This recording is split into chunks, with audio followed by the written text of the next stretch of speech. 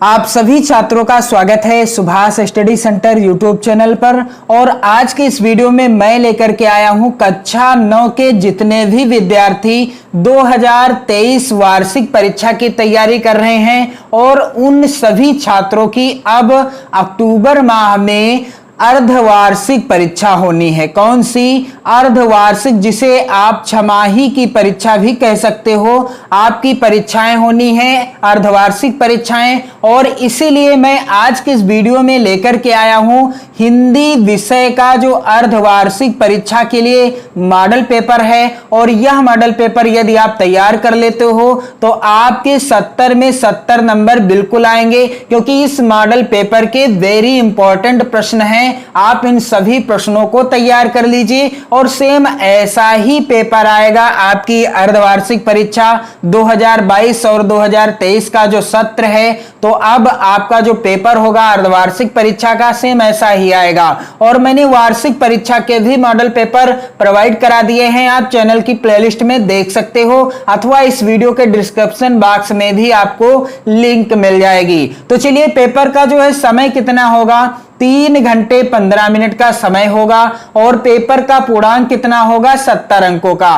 फिर यहां पर आप देख पा रहे हैं नोट्स भी लिखे हुए हैं। प्रारंभ के 15 मिनट परीक्षार्थियों को प्रश्न पत्र पढ़ने के लिए निर्धारित है और प्रश्न पत्र 2 खंडों में विभाजित है, खंड आ एवं खंड बा। और इसके बाद है कि खंड आ में 20 अंक के बहुविकल्पी प्रश्न दिए गए हैं। खंड आ में कितने अंक के? 20 अंक के बहुविकल्पी प्रश्न दिए गए हैं इस मॉडल पेपर में। और यहां पर चौथा नोट है, खंड बा में जो 50 अंक के प्रश्न हैं वो सभी कैसे हैं? वर्णनात्मक प्रश्न हैं, जिनका उत्तर आपको लिखना होगा कॉपी पर और प्रत्येक प्रश्न के सम्मुख निर्धारित अंक अंकित हैं। यानी कौन सा प्रश्न कितने अंक का है यह भी अंकित किया गया है। तो चलिए, मैं आपको खंड आ के जितने भी प्रश्न हैं 20 प्रश्न, इन प्रश्नों को बता दूं। वेरी इंपॉर्टेंट प्रश्न है। यह जो मॉडल पेपर है वेरी इंपॉर्टेंट है 2022-23 आपकी जो अर्धवार्षिक परीक्षा है इसके लिए। और आप यहां पर देख पाएंगे पहला प्रश्न क्या है खंड आ का,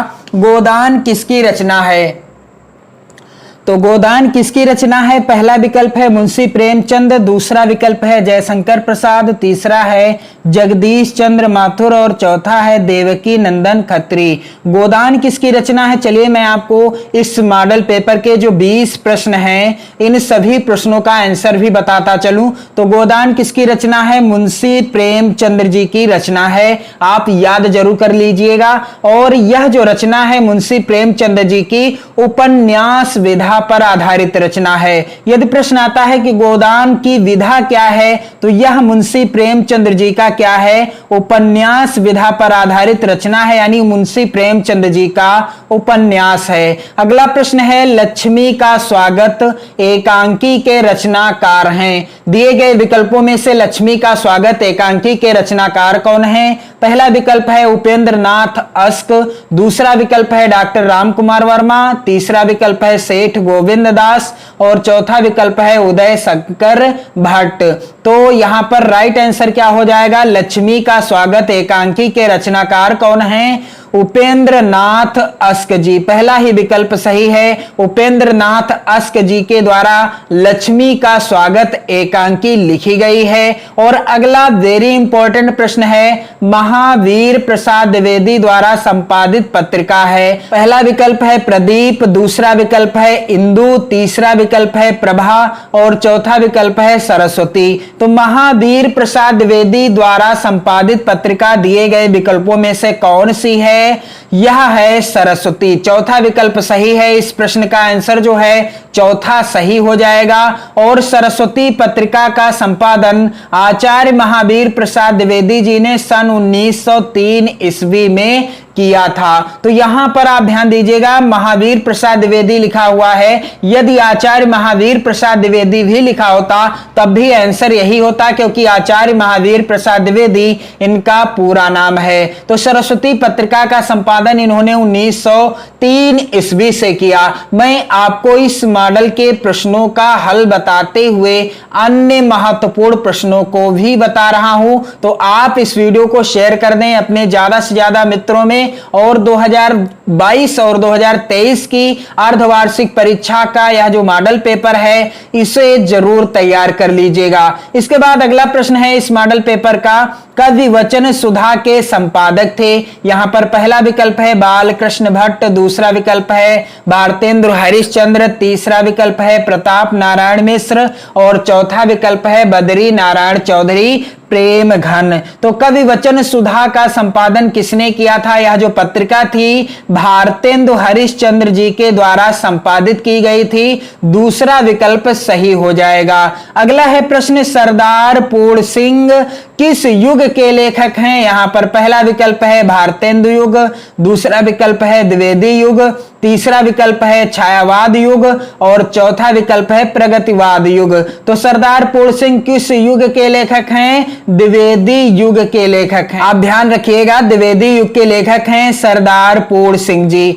छठा प्रश्न है यहां पर आप देख पा रहे हैं, राम भक्ति धारा के प्रतिनिधि कवि कौन हैं? दिए गए विकल्पों में से राम भक्ति धारा के प्रतिनिधि कवि कौन हैं? पहला विकल्प है गोस्वामी तुलसीदास, दूसरा विकल्प है सूरदास, तीसरा विकल्प है केशवदास और चौथा विकल्प है नरोत्तम दास। तो यहां पर इस प्रश्न का सही उत्तर क्या हो जाएगा कि राम भक्ति धारा के प्रतिनिधि कवि कौन हैं? गोस्वामी तुलसीदास जी हैं और इनकी प्रसिद्ध रचना का क्या नाम है? रामचरितमानस। आप ध्यान दीजिएगा, रामचरितमानस गोस्वामी तुलसीदास जी की रचना है। और यदि प्रश्न आता है यह किस भाषा में लिखी है रामचरितमानस, तो यह अवधी भाषा में लिखी है। एक प्रश्न से आपके 3 प्रश्न क्लियर हो रहे हैं, इसलिए आप वीडियो को शेयर भी करते रहिएगा। तो यहां पर राम भक्ति धारा के प्रतिनिधि कवि कौन हैं? गोस्वामी तुलसीदास जी हैं। प्रश्न संख्या 7 है, निम्न में कौन छायावादी कवि है? यहां पर आप देख पा रहे हैं जयशंकर प्रसाद पहला विकल्प है, दूसरा विकल्प है महादेवी वर्मा, तीसरा विकल्प है सूर्यकांत त्रिपाठी निराला और चौथा विकल्प है उपर्युक्त सभी। तो निम्न में से कौन छायावादी कवि हैं? तो मैं आपको ट्रिक बता रहा हूं, यहां पर आप एक ट्रिक याद रखिएगा, आप जीवन भर नहीं बोल पाओगे। क्या ट्रिक है? प्रसाद, पंत, निराला देवी। एक छोटी सी ट्रिक मैंने बनाई है, इसे आप जरूर ध्यान में रखिएगा। आपको छायावादी प्रमुख 4 कवियों के नाम इसी ट्रिक से याद रहेंगे। प्रसाद से आपको हो जाएगा जयशंकर प्रसाद, प्रसाद से क्या हो जाएगा? जयशंकर प्रसाद, यहां पर आप ध्यान दीजिएगा। और पंत से क्या हो जाएगा? पंत से हो जाएगा सुमित्रा नंदन पंत, पंत से हो जाएगा सुमित्रा नंदन पंत। यह ट्रिक बिल्कुल आसान है। निराला से आप लिख सकते हैं सूर्यकांत, सूर्यकांत त्रिपाठी निराला, सूर्यकांत त्रिपाठी निराला। और देवी से महादेवी वर्मा, महादेवी वर्मा। इस ट्रिक को यदि आप याद रखते हो तो छायावाद के जो प्रमुख कवि हैं या छायावादी जो प्रमुख कवि हैं इनका आम नाम कभी नहीं भूलोगे, क्योंकि प्रसाद यानी जयशंकर प्रसाद, पंत यानी सुमित्रा नंदन पंत और निराला यानी सूर्यकांत त्रिपाठी निराला और देवी अर्थात महादेवी वर्मा, ये छायावाद युग के प्रमुख कवि हैं। तो यहां पर आप देख पा रहे हैं कि राइट आंसर क्या हो जाएगा? जयशंकर प्रसाद भी हैं, महादेवी वर्मा जी भी हैं, सूर्यकांत त्रिपाठी निराला जी भी हैं और यहां पर राइट आंसर क्या हो जाएगा? उपर्युक्त सभी। चौथा विकल्प सही है। प्रश्न संख्या 8 है, हिंदी का प्रथम, यहां पर आप ध्यान दीजिएगा, हिंदी का प्रथम कवि माना जाता है, किसे माना जाता है? पहला है विकल्प गोरखनाथ, दूसरा है चंद बरदाई, तीसरा विकल्प है जगनिक और चौथा विकल्प है सरहपा। तो हिंदी का प्रथम कवि किसे माना जाता है? सरहपा को हिंदी का प्रथम कवि माना जाता है। प्रश्न संख्या 9 है, हिंदी साहित्य को आदिकाल के लिए सिद्ध सामंत काल नाम दिया है। तो इसका आंसर आपको कमेंट बॉक्स में लिखकर देना है, यानी आपको इसका आंसर कमेंट करके बताना है। और विकल्प यहां पर आप ध्यान दीजिएगा, पहला है राहुल सांकृत्यायन ने, दूसरा है रामचंद्र शुक्ल ने, तीसरा है राम कुमार वर्मा ने और चौथा है डॉक्टर नगेंद्र ने। तो हिंदी साहित्य को आदिकाल के लिए सिद्ध सामंत काल का नाम किसने दिया? आप इसका आंसर कमेंट बॉक्स में लिखकर भेजिएगा।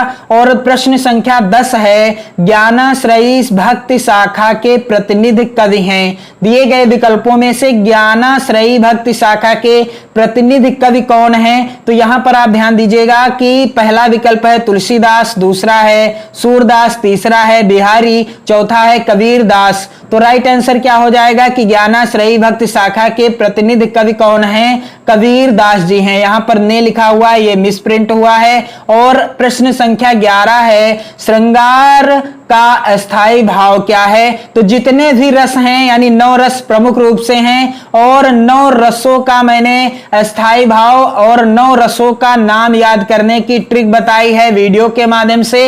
आप वीडियो देख लें, आपको चैनल की प्लेलिस्ट में प्रोवाइड कर दी है वीडियो, और आपको 2 मिनट में ही ये 9 रस और इनके अस्थाई भाव याद हो जाएंगे। तो श्रृंगार रस का अस्थाई भाव क्या है? रति है, हास्य है, करुण है या शांत है? तो राइट आंसर क्या है? श्रृंगार रस का स्थायी भाव रति है। अगला प्रश्न है प्रश्न संख्या 12, चारु चंद्र की चंचल किरणें खेल रही हैं जल थल में, कौन सा अलंकार है? पहला विकल्प है अनुप्रास, दूसरा विकल्प है यमक, तीसरा विकल्प है रूपक और चौथा विकल्प है उत्प्रेक्षा। तो चारु चंद्र की चंचल किरणें खेल रही हैं जल थल में, कौन सा अलंकार है? तो जहां पर एक वर्ण या अक्षर की आवृत्ति बार बार हो वहां अनुप्रास अलंकार होता है, और यहां पर चा वर्ण की आवृत्ति बार बार हुई है और ला वर्ण की भी आवृत्ति बार बार हुई है, इसलिए यहां पर अनुप्रास अलंकार है। अगला है प्रश्न, तन अनुहरत सुचंदन खोरी श्यामक गौर मनोहर जोरी, प्रस्तुत काव्य पंक्ति में कौन सा छंद है? दोहा है, चौपाई है या रोला है या भैरवे हैं?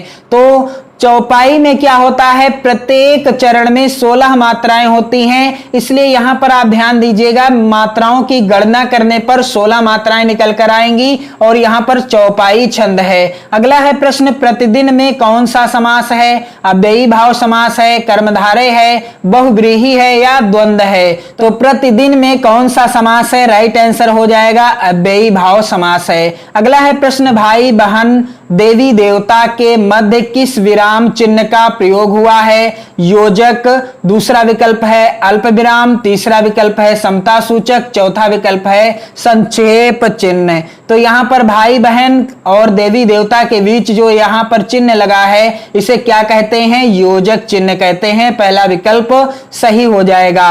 अगला प्रश्न है, दुर्भाग्य का विलोम क्या है? यहां पर पहला विकल्प है सौभाग्य, दूसरा विकल्प है निर्भाग्य, तीसरा है अभाग्य और चौथा विकल्प है कुभाग्य। तो राइट आंसर क्या हो जाएगा कि दुर्भाग्य का विलोम क्या हो जाएगा? सौभाग्य हो जाएगा। पहला ही विकल्प सही है।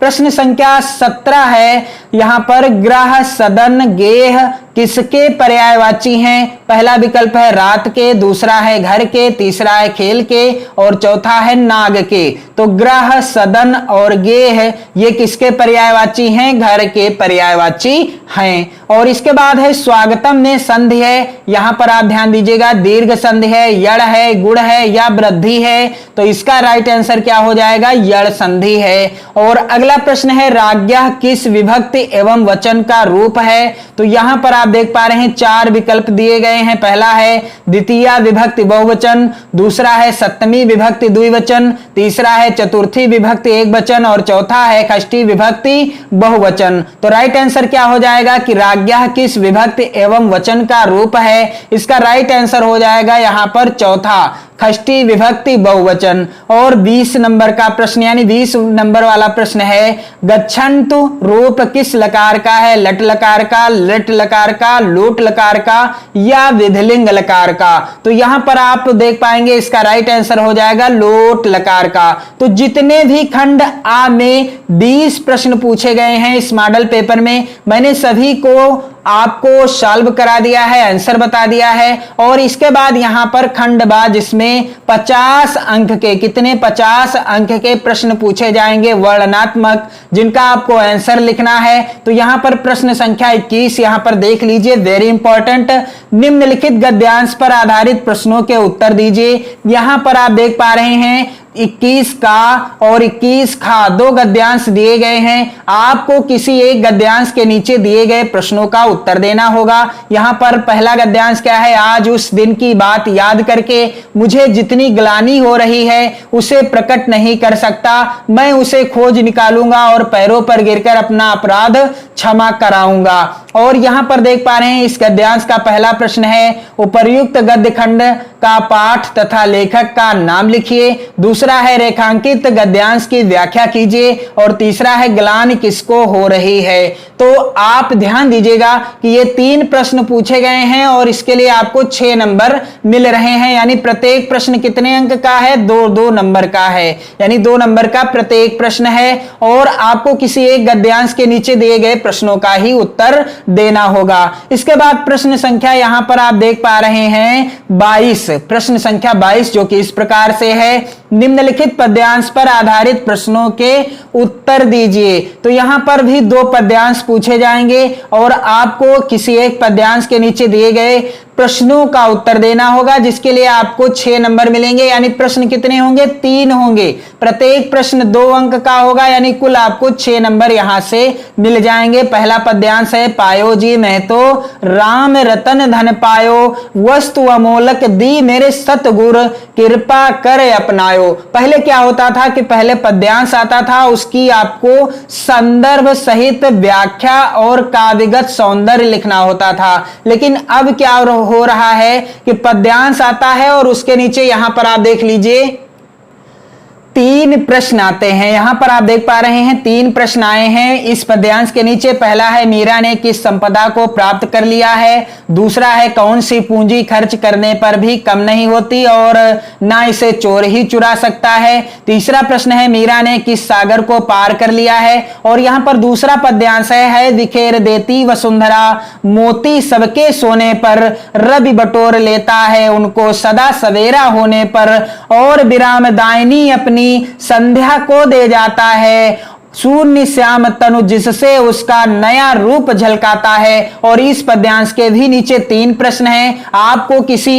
एक पद्यांश के नीचे दिए गए 3 प्रश्नों का, कितने, 3 प्रश्नों का उत्तर देना होगा, जिसके लिए आपको कुल 6 नंबर मिलेंगे। और मैं आपको बताना चाहूंगा कि जब आप पद्यांश की व्याख्या समझ जाएंगे, यानी जब आपको व्याख्या पता होगी, अर्थ पता होगा, तभी आप इस तरह के प्रश्न का उत्तर दे पाएंगे। इसलिए आप चैनल की प्लेलिस्ट में जाएं, जहां पर मैंने ऑलरेडी ही वीडियो प्रोवाइड करा दी है। सभी पाठों से रिलेटेड जो महत्वपूर्ण पद्यांश हैं, सभी की व्याख्या प्रोवाइड करा दी है, आप देख सकते हो और लाभ उठा सकते हो। लेकिन अब व्याख्या पूछी नहीं जाएगी, लेकिन आप देख लेते हो तो आप इस तरह के पूछे गए प्रश्नों का आसानी से उत्तर दे पाओगे। इसके बाद प्रश्न संख्या यहां पर 23 का, जो कि इस प्रकार से आएगा, निम्नलिखित संस्कृत गद्यांशों में से किसी एक का संदर्भ सहित हिंदी अनुवाद अपने शब्दों में कीजिए। तो यहां पर आप देख पा रहे हैं संस्कृत के 2 गद्यांश आए हैं। आपको किसी एक गद्यांश का संदर्भ और उसका हिंदी अनुवाद लिखना है, जिसके लिए आपको 4 नंबर मिलेंगे। इसके बाद यहां पर आप ध्यान दीजिएगा, लिखा है 23 खा प्रश्न, निम्नलिखित संस्कृत पद्यांशों में से किसी एक का संदर्भ सहित हिंदी अनुवाद कीजिए। तो संस्कृत के 2 पद्यांश पूछे गए हैं और आप यहां पर ध्यान दीजिएगा कि किसी एक का आपको संदर्भ और उसका हिंदी अनुवाद करना है, यानी लिखना है, जिसके लिए 4 नंबर आपको मिल जाएंगे। तो संस्कृत के जितने भी पद्यांश महत्वपूर्ण हैं, सबकी वीडियो प्रोवाइड करा दी है, आप चैनल की प्लेलिस्ट देख सकते हो। और जो महत्वपूर्ण गद्यांश हैं, इसकी भी महत्वपूर्ण वीडियो आपको देखने को मिल जाएगी। प्रश्न संख्या 24 यहां पर आप देख पा रहे हैं, इस तरीके का आएगा, दीपदान एकांकी की कथा वस्तु संक्षेप में लिखिए, अथवा लक्ष्मी का स्वागत एकांकी के एकमात्र स्त्री पात्र रोशन की मां का चरित्रांकन कीजिए। आपको किसी एक प्रश्न का उत्तर देना होगा, जिसके लिए आपको 5 नंबर मिलेंगे। इसके बाद प्रश्न संख्या 25 का है, निम्नलिखित लेखकों में से किसी एक का जीवन परिचय देते हुए उनकी किन्हीं दो रचनाओं का नाम लिखिए। यहां पर 3 विकल्प दिए गए हैं। आपको किसी एक लेखक का जीवन परिचय लिखना होगा और 2 रचनाओं के नाम लिखने होंगे और आपको वीडियो मिल जाएगी इन सभी महत्वपूर्ण लेखकों से संबंधित जीवन परिचय की, चैनल की प्लेलिस्ट में आप तैयार कर सकते हो। इसके बाद 25 खा है, निम्नलिखित कवियों में से किसी एक कवि का जीवन परिचय देते हुए उनकी किन्हीं 2 रचनाओं का नाम लिखिए। तो यहां पर आप देख पाओगे 3 विकल्प दिए गए हैं। आपको किसी एक का जीवन परिचय और उनकी 2 रचनाओं का नाम लिखना है और ये 4 नंबर बिल्कुल पक्के कर लेना है। इसके बाद प्रश्न संख्या 26 है, अपनी पाठ्य पुस्तक से कंठस्थ किया हुआ कोई एक श्लोक लिखिए जो इस प्रश्न पत्र में ना आया हो। तो आप देख पाएंगे कि 2 श्लोक पूछे गए हैं पद्यांश के अंतर्गत। आपको 3 श्लोक ही तैयार कर लेना है। यदि 2 श्लोक आ जाते हैं तो आप तीसरा लिख सकते हो। तो आपको 3 श्लोक तैयार कर लेना है अर्धवार्षिक परीक्षा के लिए और वार्षिक परीक्षा के लिए भी। और यह मॉडल पेपर आपकी वार्षिक परीक्षा 2023 के लिए भी वेरी इंपॉर्टेंट है। इसी तरह का आएगा आपकी वार्षिक परीक्षा में भी। और यहां पर आप देख लीजिए प्रश्न संख्या 27 है, निम्नलिखित प्रश्नों में से किन्हीं 2 प्रश्नों के उत्तर संस्कृत में दीजिए। यहां पर संस्कृत के 4 प्रश्न आए हुए हैं। आपको किन्हीं 2 प्रश्नों का उत्तर देना होगा जिसके लिए आपको कितने नंबर मिलेंगे? 4 नंबर मिलेंगे। और श्लोक से रिलेटेड नंबर आपको कितने मिलेंगे? 2 नंबर मिलेंगे। इसके बाद प्रश्न संख्या 28 जो कि इस प्रकार से आएगा, निम्नलिखित मुहावरे एवं लोकोक्तियों में से किसी एक का अर्थ बताते हुए वाक्य प्रयोग कीजिए। तो यहां पर 4 दिए गए हैं। आपको किसी एक का अर्थ लिखना है और उसका वाक्य प्रयोग भी करना है जिसके लिए आपको 2 नंबर मिलेंगे। और यदि आप ज्यादा से ज्यादा वीडियो शेयर करते हो और कमेंट करते हो तो मैं इन सभी प्रश्नों का फुल सॉल्यूशन आपको देने वाला हूं और मैं आपको बताऊंगा कि आप अपनी अर्धवार्षिक परीक्षा और वार्षिक परीक्षा में इस तरीके के प्रश्नों का उत्तर कैसे लिखो ताकि आपके पूरे नंबर मिल सकें।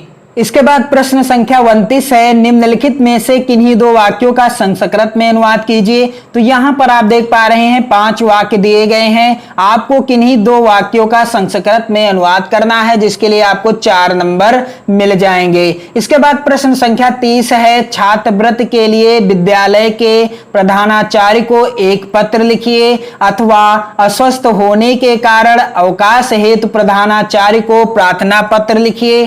तो यह जो प्रश्न होगा 5 अंक का होगा। किसी एक प्रश्न का उत्तर देना होगा और यदि आप कमेंट करते हो तो मैं इस पेपर का फुल सॉल्यूशन भी आपको दे दूंगा। आप इस वीडियो को बिल्कुल शेयर कर दें अपने सभी मित्रों में। और साथ ही आपको करना क्या है, 2022 और 2023 वार्षिक परीक्षा के लिए बेहतर तैयारी करने के लिए आपको चैनल को सब्सक्राइब कर लेना है और वीडियो को शेयर भी करते रहना है और अपने प्यारे प्यारे कमेंट भी करते रहना है। तो आप इस मॉडल पेपर को जरूर तैयार कर लो। यह आपकी अर्धवार्षिक परीक्षा और वार्षिक परीक्षा के लिए वेरी इंपॉर्टेंट है। जय हिंद।